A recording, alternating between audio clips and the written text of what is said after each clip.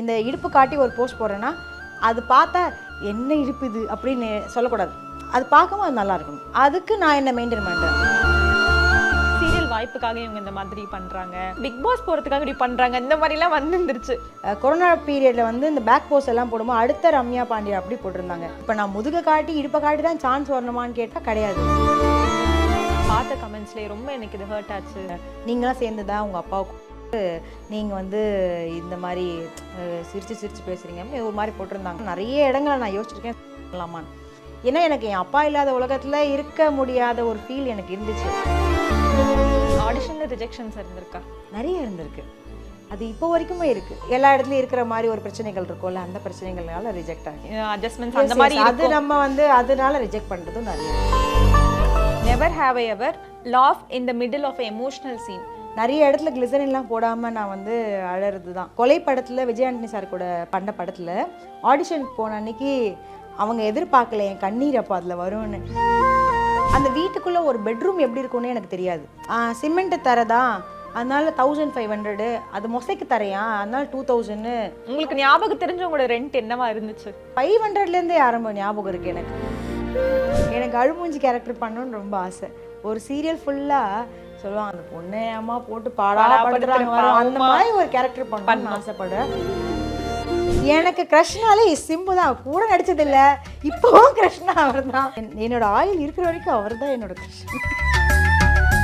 ஒரு தனி வீடு அப்படிலாம் நினச்சி இன்னைக்கு நான் ஒரு டியூப்ளெக்ஸ் வீட்டில் இருக்கேன் அப்படி படையப்பால நீலாம்பரி இறங்கி வருவாங்க அந்த மாதிரி இருக்கும். அந்த மாதிரி டார்லிங் ஏசி திருவிழா இந்தியாவிலே குறைந்த மாத தவணையில் AC. Presta Premium Women's Wear. Let your body love it. Summer வந்தாச்சு, எங்க கிட்ட விட்டுருங்க, நாங்க பாத்துக்கிறோம். GT Holidays, South India's #1 travel brand. எல்லாருக்கும் இருக்குல்ல அந்த ஒரு சின்ன வயசுல ஒரு ட்ரீம் ஒன்று இருக்கும். அது நடக்குமான்லாம் தெரியாது, ஆனால் நம்ம அதை ஒரு மேனிஃபெஸ்ட் பண்ணுவோம். அது வாழ்றப்போ அது ரொம்ப அழகா இருக்கும். நீங்க அந்த மாதிரி சின்ன வயசுல ஆசைப்பட்ட ஒரு விஷயம் அது வந்து அப்ப நடக்காது, அந்த அந்த டைமுக்கு வந்து ரொம்ப பெரிய விஷயம் அப்படின்னு உங்களுக்கு தெரிஞ்சிருக்கும். ஆனால் நீங்க அதை மேனிஃபெஸ்ட் பண்ணியிருப்பீங்கல்ல, இது நடந்தா நல்லா இருக்கும்னா அந்த மாதிரி உங்க லைஃப்ல நடந்த ஒரு மொமெண்ட்னா? ஆக்சுவலாக நான் ஆக்டர் ஆகணுன்றதுலாம் என்னோட ஆசை இல்லை, நான் டாக்டர் ஆகணுங்கிறது தான் ஆசை. ஆனால் ஃபேஷன் டிசைனிங் அப்போவே எனக்கு ரொம்ப பிடிக்கும். அந்த சொல்லுவாங்களே குட்டி குட்டி மெட்டீரியல்ஸ் எல்லாம் டெய்லர் கடையிலேருந்து எடுத்து வந்து இந்த ஊசியில் பொம்மைக்கு போட்டு தைக்கிறது, அது ரொம்ப இன்ட்ரெஸ்டாக இருக்கும் எனக்கு. எனக்கு ரொம்ப பிடிக்கும் பார்பிக்கு ட்ரெஸ் தைக்கிறது, அப்புறம் இந்த வரைகிறதெல்லாம் ரொம்ப ரொம்ப பிடிக்கும் எனக்கு. இந்த சினிமாங்கிறது நான் யோசிக்கவே இல்லாத ஒரு விஷயம். டாக்டர் ஆகணுங்கிறது நடக்காமல் போயிடுச்சுன்னு வச்சுக்கோங்க. பட் லைஃப்பில் வந்து நம்ம அந்த ஏஜில் இருக்கும்போது நிறைய நம்ம பக்கத்தில் இருக்கிற வீடு ஆளுங்க அந்த மாதிரிலாம் இருப்பாங்கள்ல, அந்த மாதிரிலாம் பார்க்கும்போது அப்போது டியூப்ளெக்ஸ் வீடு யாருதுமே நான் பார்க்கல. ஆனால் ஒரு கொஞ்சம் வசதியான ஃபேமிலி அப்படின்னும் போது அந்த வீட்டுக்குள்ளே ஒரு பெட்ரூம் எப்படி இருக்கும்னே எனக்கு தெரியாது. இப்போ ஏன்னா எங்களுக்கு தனி பெட்ரூமெல்லாம் நாங்கள் வாழ்ந்தது கிடையாது. எங்களோட ஒரு ஹால்னால் ஒரு போர்ஷன் கிச்சனாகவும் அதுலேயே ஒரு கட்டில், அப்படி தான் வீடு. இப்படி ஒரு வீட்டில் அப்படி தான் இருந்துச்சு. நாங்கள் ஒரு பெட்ரூமாக ஒரு வீட்டில் 3 பெட்ரூம் இருக்குது, ஒரு கிச்சன் இருக்குது, டைனிங் ஹால் இருக்குது அப்படின்னு ஒரு வீட்டுக்குள்ளே போனால் அந்த ஹாலை தவிர நம்ம வேறு எங்கேயுமே உள்ளே போய் பார்த்துருக்க மாட்டோம். ஆனால் அவங்க வீட்டில் 2 பெட்ரூம் இருக்குது, அது அப்படி பார்ப்போம்ல பெட்ரூமு. அவங்க வீட்டில் இந்த தரை வந்து இப்போது கிரானைட்டு மொசைக்குன்னு சொல்லுவாங்க, அப்புறம் இந்த டைல்ஸு, இந்த மாதிரி இத்தனை வெரைட்டிலாம் பேர் எனக்கு தெரியாது. அப்போ வந்து இந்த மொசைக்குன்ற பேர் ரொம்ப ஜாஸ்தியாக கேட்டிருக்கேன். அது வந்து அந்த புள்ளி பொட்டு போட்ட மாதிரி இருக்கும். சிமெண்ட்ல நிறைய கலர் ஆஃப் கல்லெல்லாம் போட்டு அது எப்படி பண்ணுறாங்கன்னு தெரியும். ஆனால் அந்த புள்ளி போட்டு நிறைய இருக்கும். அப்போல்லாம் வந்து அந்த மொசைக்கு தரங்கிறது ரெண்ட்டுக்கு ஒரு வீடு போனீங்கன்னா தரைக்கு ரெண்ட் இருக்குது.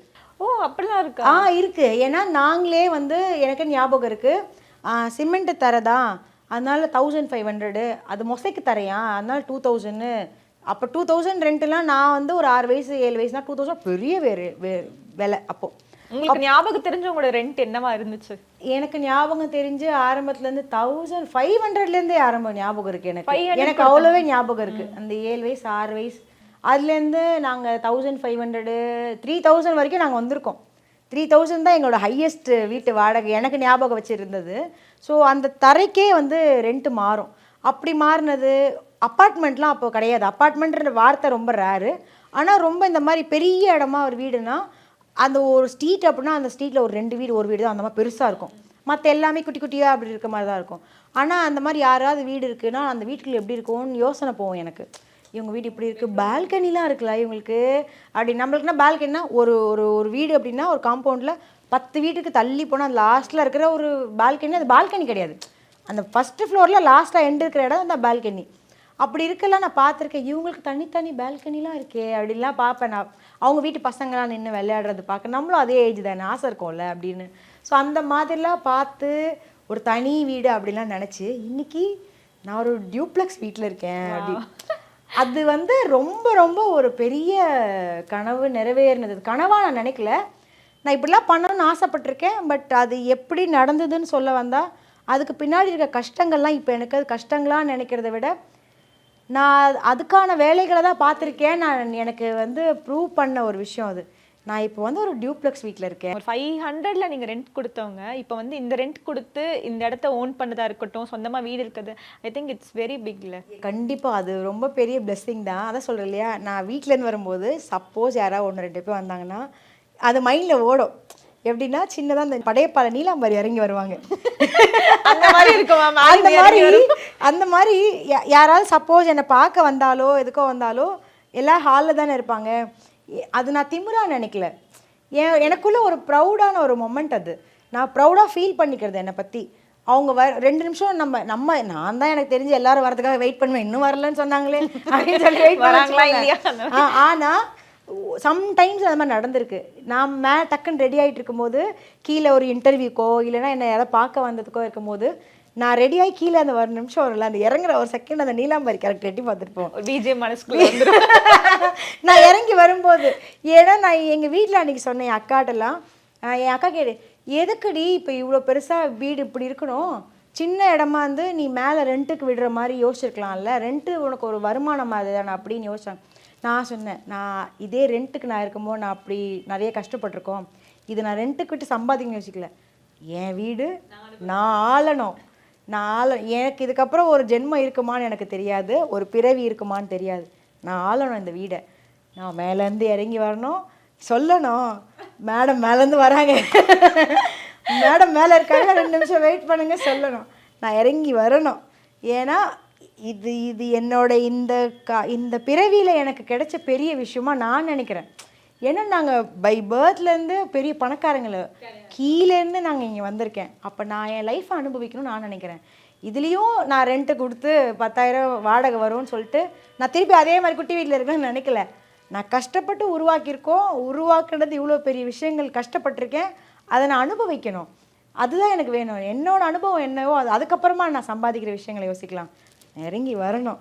ஒரு வாட்டி நான் மாடியிலேருந்து ரெடியாக இறங்கி கீழே ஆள் இருக்காங்களோ இல்லையோ தனியாக இருக்கும் போது நான் அதை மனசுக்குள்ளே அந்த பாட்டை ஓடிலாம் இறங்கி வந்திருக்கேன். ரெடியாகி எங்கன்னா போகிறேன்ல, அப்போ அதே ஃபீல் இறங்கி வருவேன். அதுக்கு ரெடியான உடனே நல்ல சாரி மேக்கப்லாம் போட்டு அதே மாதிரி அந்த மேலேருந்து என்னோட ஒரு ரூமில் பார்த்தீங்கன்னா கம்ப்ளீட் கப்பர்ட்ஸ் இருக்கணும்னு நான் நினச்சிட்டேன். என்னோடய வார்ட்ரோப் ஃபுல்லாக ஒரு ரூமில் 4 செவரு சுற்றி இருக்கணும், எல்லாம் துணி வச்சுருக்கணும். ஒரு வார்ட்ரோப் ஃபுல்லாக பேக் இருக்கணும், ஷூஸ் இருக்கணும், செப்பல் இருக்கணும்னு ஆசைப்பட்டது. அது மாதிரி நான் என்னோட மேலே ஒரு ரூமில் அந்த மாதிரி தான் வச்சுருக்கேன். எவ்வளோ பேக்ஸ் வச்சுருப்பீங்க? ரொம்ப ஜாஸ்தியாலாம் வச்சுருக்க மாட்டேன், எனக்கு தெரிஞ்ச ஒரு 30 பேக்ஸ் தான் வச்சுருப்பேன்னு வச்சுக்கோங்களேன். அப்பப்போ அதை வந்து அப்பப்போ வேணாம் சரியா இல்லைன்னா இருக்க கொடுத்துருது, அந்த மாதிரி பண்ணிவிட வச்சுட்டே இருக்க மாட்டோம் இல்லையே. ஃபுட்வேர்ஸ் அதுவுமே அதுக்கு மேலே இருக்கும். ஏன்னா நான் கொஞ்சம் செப்பல் வாங்கல பைத்தியம். அது எனக்கு தெரிஞ்ச ஒரு 100 இருக்குமா? அது வந்து அதுவும் அதே மாதிரி தான். ஒரு 3 மாதம் யூஸ் பண்ணேன்னா அதே கண்டினியூவாக போட மாட்டேன், மாற்றிடுவேன். அது வேண்டாம் அப்படி கொடுத்து மாற்றிடுவேன். அந்த மாதிரி அது அப்படியே அது இருக்கணும், அது மாதிரி அதெல்லாம் இருக்கும். அப்போ நான் ரெடியாகி மேலேருந்து என்னோடய ரூம்லேருந்து கீழே வரும்போது செப்பல் போட்டே இறங்கி வந்துடுவேன். ஸோ நல்ல செப்பல்லாம் மேலே வச்சுப்பேன். ஒரு ரெகுலராக எடுக்கிறோம் அப்படின்னா அது கீழே இருக்கும் ஹாலில். ரொம்ப ரேராக யூஸ் பண்ணுவோம் இல்லையா, நம்ம கொஞ்சம் காஸ்ட்லியாக வச்சுக்கிறதுலாம் மேலே வச்சுருப்பேன் அந்த ரூமில். அங்கேருந்து வரும்போதே போட்டு இறங்கும்போதே அப்படி தனியாக இறங்கி வரும்போது நான் பொறுமையாக அதை ஃபீல் பண்ணலாம் இறங்கி வந்திருக்கேன் அந்த மாதிரி. ஸோ அது இறங்கின அந்த செகண்டில் இம்மிடியட்டாக கடவுளுக்கு நன்றி சொல்வேன். எனக்கு இந்த டைம் இந்த லைஃப் கிடச்சிருக்கு, ரொம்ப ஹாப்பி அப்படின்னு சொல்லிட்டு நான் நிறையா வந்து ஃபீல் பண்ண ஒரு நிறைய டைம் இருக்குது அந்த மாதிரி. ஐ திங்க் நீங்கள் மேனிஃபெஸ்ட் பண்ண விஷயம் வந்து கரெக்டாக நடந்திருக்குன்னு நினைக்கிறேன் மேம். அதுக்கான ஸ்ட்ரகிளுமே வந்து நீங்கள், ஏன்னா இட்ஸ் நாட் ஈஸி, அதை கரெக்டாக நீங்கள் பண்ணியிருக்கீங்க. ஏன்னா நிறைய பேர் இன்னும் சென்னை வந்து 20 years 30 years இன்னும் அதே இடத்துல இருக்கு, இன்னும் வாடகை வீட்டில் இருக்கவங்களும் இருக்காங்க. அந்த ஸ்ட்ரகிள் அப்படி தான் இருக்குது. அவங்களுக்கு தெரியாது அந்த கிராஃப் எப்படி மேலே ஏற்றணும், அவங்க மாத சம்பளத்துக்கு இருக்கும். பட் நீங்கள் அழகாக அதை வந்து பண்ணியிருக்கீங்க. ஐ திங்க் உங்களோட அடுத்த ஜென்ரேஷனும் உங்களால் வந்து அதை அழகாக கேரி அவுட் பண்ணுவாங்கன்னு நினைக்கிறேன். கண்டிப்பாக அது அவங்களுக்கும் ஒரு ரோல் மாடலாக தான் நான் இருக்கணும். ஈவன் என் குழந்தைங்களுக்காக இருக்கட்டும், இப்போது நம்ம ஃபேமிலியில் ஒருத்தருக்கு ஒரு விஷயம் வேணும்னா டக்கு நான் செய்கிற இடத்துல நான் இருக்கணும். பட் அவங்களுக்கு செய்கிற இடத்துல அவங்க இருக்கணும்னு நான் நினைக்கல. அவங்க எல்லாருக்கும் செய்கிற இடத்துல அவங்க வளரணும்னு நான் ஆசைப்பட்றேன். பட் யாருக்கா என்ன வேணும்னாலும் நான் செய்கிறதுக்கு அடுத்த நிமிஷம் நான் ரெடியாக இருக்கணும், ப்ரிப்பேராக இருக்கணும். அப்படிங்கிறதுல நான் எப்போவுமே மைண்டில் வந்து ஃபிக்ஸடாக இருக்கேன். ஃபர்ஸ்ட் வந்து never have I ever laugh in the middle of emotional scene, serial பண்ணுறப்போ இல்லை படம் பண்ணுறப்போ? இல்லை, அந்த மாதிரி ஏன்னா அது சீனே எமோஷன் போது நான் என்னுடைய கஷ்டமான விஷயங்களை என் மைண்டில் வச்சுட்டே இருப்பேன். நிறைய இடத்துல கிளிசரின்லாம் போடாமல் நான் வந்து அழறது தான். ஸோ அந்த மாதிரி டைமில் எங்கேயுமே மோசமாக யோசிக்கவே மாட்டேன். யாராவது கூட இருக்கவங்க அதை சிரிக்கிற விஷயத்தில் நிறைய பண்ணுறாங்க அப்படின்னா அந்த இடத்துல நகர்ந்து வந்துடுவேன். ஏன்னா என்னோடய மைண்ட் நான் சேஞ்ச் பண்ணக்கூடாதுன்னு நினைப்பேன். கொஞ்ச நேரம் அந்த ஃபீல் வேணும். ஸோ அவங்களோட நான் சேர்ந்து சிரிக்கும் போது இன்னொரு ஆர்டிஸ்ட்டுக்கும் அது அஃபெக்ட் ஆகலாம். மேபி அவங்க என்ன எமோஷனை மைண்டில் வச்சுருக்காங்கன்னு தெரியாது. ஸோ எல்லா ஆக்டருமே ஒரு எமோஷனை மைண்டில் வச்சுட்டு கண்டிப்பாக நடிப்பாங்க. அந்த மாதிரி என்னோடய எமோஷனை நான் வந்து அந்த எந்த இடத்துலையும் பிரேக் பண்ணக்கூடாது. ஸோ நம்ம இந்த இடத்துல கிளிசரினே யூஸ் பண்ணக்கூடாது. அதே மாதிரி இந்த டைமில் நம்ம அழுதா நல்லா இருக்கும்னு நம்ம பண்ணணும். டிரெக்டரே அதை எதிர்பார்த்துருக்கக்கூடாது. ஸோ நான் நல்லா இருந்தது நீங்கள் அந்த இடத்துல அழுதுன்னு சொல்லணும். அப்போ நான் எந்த எமோஷனை கேரி பண்ணணும்னு நான் நினைப்பேன். ஸோ அதனால் எங்கேயுமே எமோஷன் சீன்னா no no. Never had a rejection, ஆடிஷனில் ரிஜெக்ஷன்ஸ் இருந்திருக்கா? நிறைய இருந்திருக்கு. அது இப்போ வரைக்குமே இருக்குது. நிறைய அட்வர்டைஸ்மெண்ட்ஸ்க்கெலாம் பார்த்திங்கன்னா நிறைய ரிஜெக்ஷன்ஸ் இருக்கும். அதுக்கு ரீசன் தெரியாது நமக்கு. ஸோ மூவிஸுக்குனா எனக்குன்னு வர்ற அந்த ஆடிஷனில் எனக்கு தெரிஞ்ச 90% நான் பண்ணிடுறேன். ஏன்னா உங்களுக்கு அப்ரோச் பண்ணி வர்றதுங்கிறதுனால 10% மட்டும் நானாக நிறைய வேணான்னு ரிஜெக்ட் பண்ணியிருப்பேன். எனக்கு அந்த கேரக்டர் பிடிச்சிருக்காது, அவங்க சொன்ன அந்த ஸ்டோரியில் வந்து எனக்கு செட் ஆகிற மாதிரி இருக்காது. சில ட்ரெஸ்ஸிங்காக இருக்கட்டும், அந்த ஸ்டோரியில் வர சீன்ஸாக இருக்கட்டும், அந்த மாதிரி நான் ரிஜெக்ட் பண்ணியிருக்கேன். அவங்க கேட்குறதுமே சில பல பிரச்சனைகள் எல்லா இடத்துலையும் இருக்கிற மாதிரி ஒரு பிரச்சனைகள் இருக்கும்ல, அந்த பிரச்சனைகள்னால ரிஜெக்ட் ஆகிடும். லைக் நீங்கள் சொல்கிறது அட்ஜஸ்ட்மெண்ட்ஸ் அந்த மாதிரி அது நம்ம வந்து அதனால ரிஜெக்ட் பண்ணுறதும் நிறைய இருக்குது. Never had a crush on a costar, act பண்ணுறப்போ ஒரு க்ரஷ் தான் தப்பாலாம் நீங்கள் இப்போ இல்லை மேரேஜ் சொல்லுங்க. எனக்கு க்ரஷ்னாலே சிம்பு தான். கூட நடிச்சது இல்லை, இப்போவும் க்ரஷ்னா அவர் தான். கூட நடிக்க போனாலும் அவரும் க்ரஷ் தான், அப்போவும் க்ரஷ் தான், நடிக்கலாலும் அவர் தான் க்ரஷ், அந்த மாதிரி தான். ஸோ ஆரம்பத்துலேருந்து எனக்கு தெரிஞ்சு நான் என்னோட ஆயில் இருக்கிற வரைக்கும் அவர் தான் என்னோட க்ரஷ். ஓகே, ஏதாவது ஒரு படமாச்சும் ஒரு பண்ணிடணும் கரெக்டாக? கண்டிப்பாக. எஸ் மேம், கூடிய சீக்கிரம் அதுவும் ஒரு மேனிஃபெஸ்ட் நம்ம ஆட் பண்ணிப்போம். ஓகே, டைரக்டரே சொல்லாமல் நீங்கள் செல்ஃபாக இம்ப்ரூவைஸ் பண்ண சீன்ஸ் இருந்திருக்கா? செல்ஃபாக இம்ப்ரூவைஸ் பண்ண சீன்ஸ் அப்படின்னா நிறைய, எல்லாமே எமோஷன் சீனில் நான் வந்து அது சூப்பராக பண்ணணும்னு நினைப்பேன்.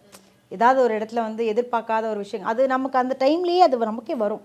இப்போ நான் உண்மையாக அழுகும்போது எப்படி அழுவேன்னு எனக்கு தெரியும்ல. இல்லை ஒரு எமோஷனை ஒரு குழந்தைகிட்ட நம்ம கன்வே பண்ணும்போதோ, இல்லை ஒரு அம்மா கிட்ட கன்வே பண்ணும்போதோ, அதர் பீப்புள்கிட்ட நம்ம கன்வே பண்ணும்போதோ ஒரு எப்படி இருக்கும்னு நம்ம எல்லா லைஃப்லேயுமே ஒரு இன்சிடெண்ட் இருந்திருக்கும். ஸோ அந்த இன்சிடெண்ட்டில் நம்ம ஃபேஸ் பண்ணதை அந்த இடத்துல இம்ப்ளிமெண்ட் பண்ணி பார்த்து நிறைய இடத்துல பரவாயில்ல நீங்கள் பண்ணிட்டீங்க அப்படின்னு. இந்த ஆடிஷனில் அது எனக்கு கிடச்சிது. கொலை படத்தில் விஜய் ஆண்டனி சார் கூட பண்ண படத்தில் ஆடிஷனுக்கு போன அன்னைக்கு அவங்க எதிர்பார்க்கல என் கண்ணீர் அப்போ அதில் வரும்னு. ஏன் அப்படின்னா அந்த சீன் வந்து குழந்தை வந்து கோமாவில் இருக்கிற ஒரு Seenu.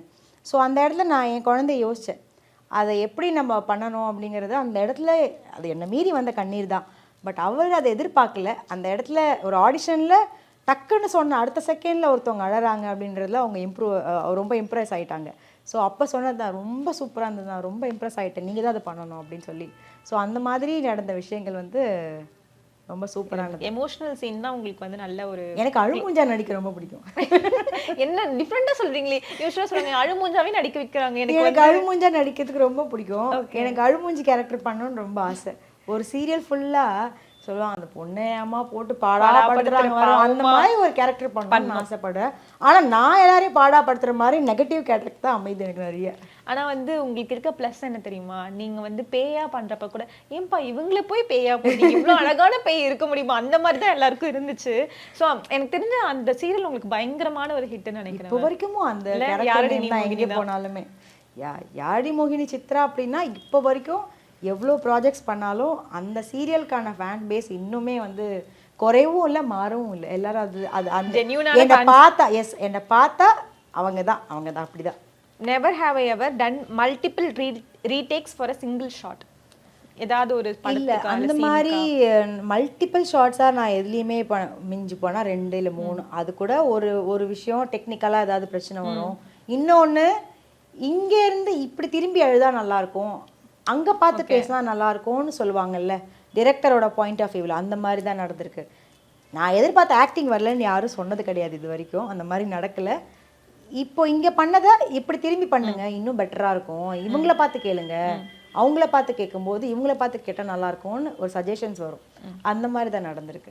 Never have I ever had an insecurity, அதை நான் ஓவர் கம் பண்ணிட்டேன் அப்படின்னு தான் என்ன. அந்த இன்செக்யூரிட்டி வந்து எல்லாருக்குள்ளேயுமே ஒரு இடத்துல வரும், வராமல் இருக்காது. எனக்கு வர இடம் எங்கன்னா இந்த ரொம்ப மாடர்னாக ட்ரெஸ் பண்ண சொல்லிட்டு நம்ம மாடர்னாக போய் நிற்கும்போது எனக்கு அது சூட் ஆகலைன்னே எனக்கு மைண்டில் ஓடிட்டே இருக்கும்.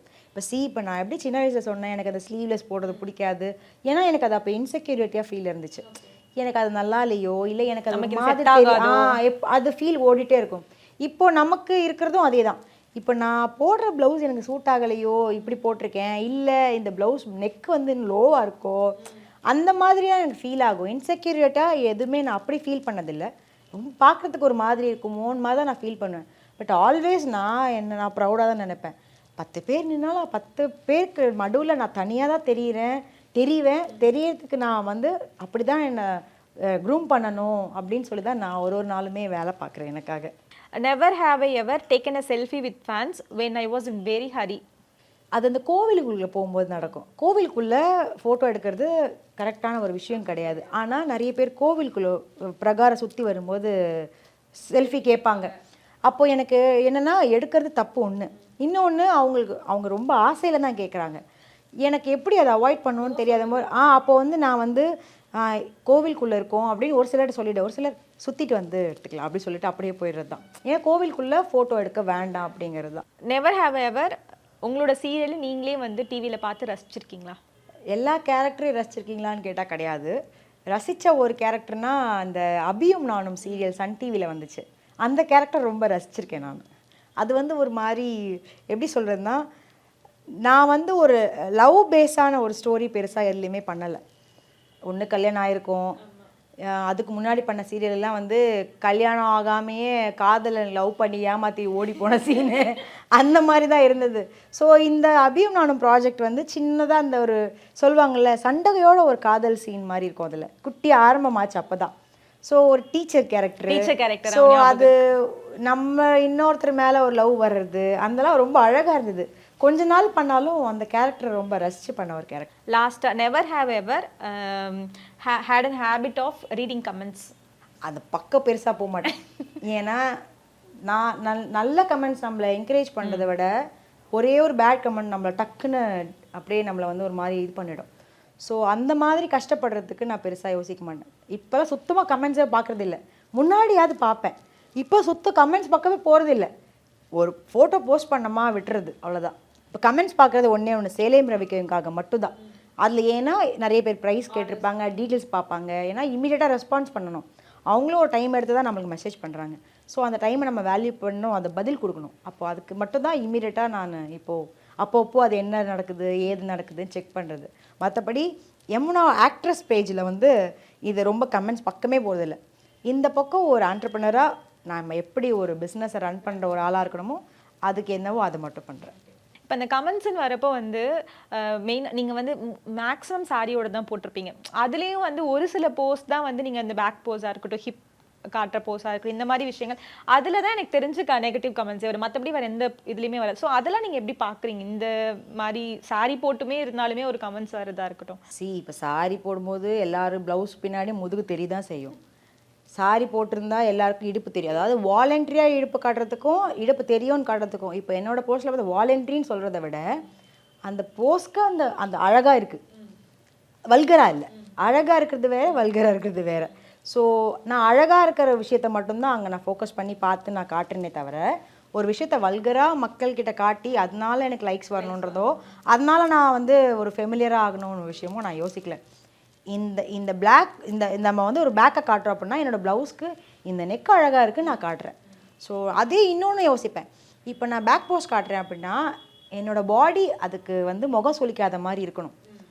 நான் பேக் போஸ்ட் காட்டும் போது அதுக்கு தகுந்த பாடியோடு நான் இருக்கேன்னா நான் என்ன நான் யோசிப்பேன், என்ன நான் ஃபஸ்ட்டு யோசிப்பேன், நீ அதுக்கு தகுந்த உடம்புல இருக்கா உனக்கு இல்லைன்னா நீ காட்டக்கூடாதுன்னு நான் நினைப்பேன். நான் அப்படி தான் நினைப்பேன். இப்போ நான் என்னோட இந்த இடுப்பு காட்டி ஒரு போஸ்ட் போடுறேன்னா அது பார்த்தா என்ன இடுப்பு இது அப்படின்னு சொல்லக்கூடாது. அது பார்க்கவும் அது நல்லா இருக்கணும். அதுக்கு நான் என்ன மெயின்டைன் பண்ணுறேன். மற்றவங்களை யாரையும் நான் பாடி ஷேம் பண்ண விரும்பலை. பட் என்ன நான் எப்படி வச்சுக்கணும்னு எனக்கு ஒரு வரைமுறை இருக்குது. அதுதான்.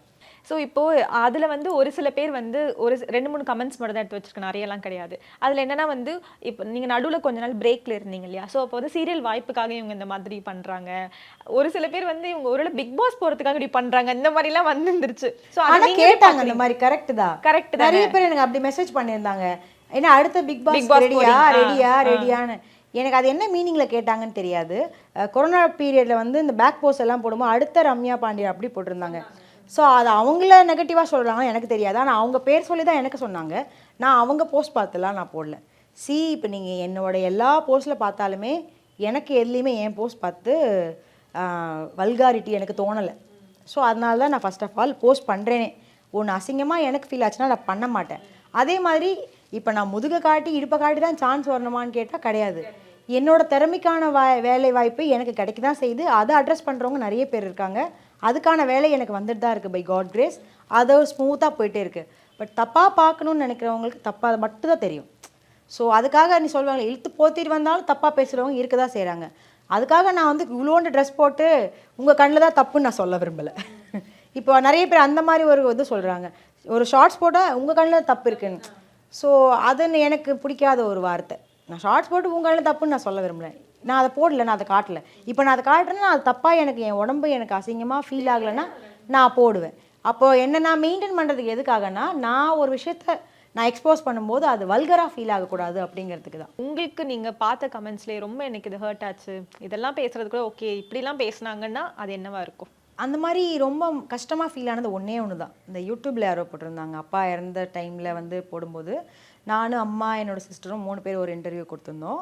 அந்த கமெண்ட்ஸ் கீழே போட்டிருந்தாங்க, நீங்களாம் சேர்ந்து தான் உங்கள் அப்பாவுக்கு நீங்கள் வந்து இந்த மாதிரி சிரித்து பேசுகிறீங்க அப்படின்னு ஒரு மாதிரி போட்டிருந்தாங்க. அது என்னென்னா இம்மீடியட்டாக பார்த்தோன்னே இம்மீடியட்டாக ரொம்ப ஹர்ட் ஆகிட்டேன். அவங்களுக்கு ரிப்ளை கமெண்ட் டைப் பண்ணிட்டேன், ஒரு பேரா டைப் பண்ணிட்டேன் நான். ஆனால் அதை போடுறதுக்கு அடுத்த செகண்ட் முன்னாடி எங்கள் வீட்டில் சொல்லும்போது அது அவசியமே இல்லை, உன் அப்பா மேலே நீ பாசம் வச்சிருக்கியா, இல்லை உன் அப்பாவை நீ எப்படி பார்த்துக்கிட்டேன்னு மற்றவங்க சொல்கிறதுக்காகவா நீ பார்த்துக்கிட்ட கிடையாது. ஸோ அப்பா ஆக்சுவலி 1 மந்த் கோமாவில் இருந்தாங்க. ஸோ அந்த 1 மந்த் நாங்கள் எப்படி ஸ்ட்ரகிள் பண்ணியிருப்போம், நான் எப்படி ஸ்ட்ரகிள் பண்ணியிருப்பேன்னு அது வார்த்தையாலலாம் சொல்ல முடியாது. என்னுடைய கஷ்டமும் என்னுடைய வேண்டுதலும் கடவுளுக்கு தெரியும், என்னோட சுற்றி இருக்கவங்களுக்கு மட்டும்தான் தெரியும். ஸோ ஆல்மோஸ்ட் ஒரு 2 இயர்ஸ் நான் ரொம்ப ஒரு மென்டாலிட்டியில் வந்து என்னால் ஒரு சில விஷயங்களை சுத்தமாக தாங்கிக்கவே முடியாமல் தான் நான் கண்ட்ரோல் பண்ணி என்னை வாழ்கிறதுக்கே நான் என்னை கொண்டு வந்தேன் மோட்டிவேட் பண்ணி. ஏன்னா நிறைய இடங்களை நான் யோசிச்சிருக்கேன் பண்ணலாமான்னு. ஏன்னா எனக்கு என் அப்பா இல்லாத உலகத்தில் இருக்க முடியாத ஒரு ஃபீல் எனக்கு இருந்துச்சு. அது எனக்கே தெரியாது நான் அப்படி ஃபீல் பண்ணுவேனான்னு சொல்லிட்டு. அது என் அப்பா இல்லாத போது தான் எனக்கு அது தெரிஞ்சது, என்னால் அப்பா இல்லாமல் இருக்க முடியல அப்படின்னு சொல்லிட்டு. ஆனால் அந்த பதில் எனக்கு ரொம்ப கஷ்டமாக இருந்தது. பட் ஆனால் யாருமே வந்து அந்த மாதிரி சொல்லக்கூடாது. இப்போ ஒருத்தவங்க வந்து ஒரு வார்த்தையாக திட்டுறதுக்கும் ஒரு விஷயத்த சொல்கிறதுக்கும் வித்தியாசம் இருக்குல்ல, அது ரொம்ப கஷ்டமாக இருந்துச்சு. பட் ஆனால் நினச்சிக்கிட்டேன், நான் எப்போவுமே நான் சொல்லுவாங்கள்ல, இன்னும் யோசிக்காத, கடவுள்கிட்ட கொடுத்துரு எதுனாலும், கடவுள் அந்த விஷயங்களுக்கான பதில் அவர் சொல்வார், நீ ஏன் கஷ்டப்படுற. இன்றைக்கி நம்ம மனசை கஷ்டப்படுத்துகிறோன்னா கண்டிப்பாக அவங்களும் கஷ்டப்படுற சுச்சுவேஷன் வரும், வராமலாம் இருக்காது. கர்மா இஸ் அ பூமரங்கன்னு சும்மா சொல்லலை. அந்த மாதிரி நிறைய விஷயங்கள் நானுமே என் லைஃப்பில் நான் யோசிக்கும் போது எப்பவுமே நம்ம எண்ணங்கள் தான் நம்ம வாழ்க்கை, நம்ம செயல் என்னவோ அதுதான் நம்மளோட ஃப்யூச்சராக இருக்கும். ஸோ நம்ம யோசிக்கிற எண்ணங்கள் என்றைக்கும் கரெக்டாக இருக்கணும். நம்ம மற்றவங்க விஷயத்துக்கு நம்ம ஏன் யோசிக்கிறோம், மற்றவங்க விஷயங்களை போய் நம்ம ஏன் பார்க்குறோம். நீ என்ன உன் வேலையை நீ மட்டும் பாரு, நீ நல்லதை யோசி நல்லது நடக்கும். அந்த மாதிரி அவங்க கெட்டதை யோசிக்கிறாங்கன்னா அதுக்கான பலன் கடவுள் கொடுப்பாரு அப்படின்னு நானே வந்து என்னை கண்ட்ரோல் பண்ண அதுக்கு ரிப்ளை பண்ணல, அப்படியே விட்டேன். சரி ஓகே, இனிமேல் வந்து இந்த மாதிரி கமெண்ட்ஸ் இருந்தாலும் நம்ம இன்டர்வியூவே கொடுத்தாலும் கமெண்ட்ஸ் ஓப்பன் பண்ணி பார்க்கக்கூடாது. என் பிரெயின் என்கிட்ட சொல்லிச்சு, பண்ணாத, விட்டுரு அப்படி சொல்லிட்டு. Yes ma'am, thank you so much ma'am. Thank you so much for thank you. Darling AC திருவிழா இந்தியாவிலே குறைந்த மாத தவணையில் AC. Presta Premium Women's Wear. Let your body love it. Summer வந்தாச்சு எங்க கிட்ட விட்டுருங்க நாங்க பாத்துக்கிறோம். GT Holidays, South India's #1 travel brand.